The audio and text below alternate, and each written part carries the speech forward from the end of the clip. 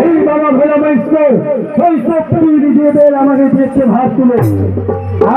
সেটা কোথাও ভালো, তাই যে জীবের ভার তোমার বাস্তকে দিচ্ছে ও সত্যি বিচার করবার জন্য।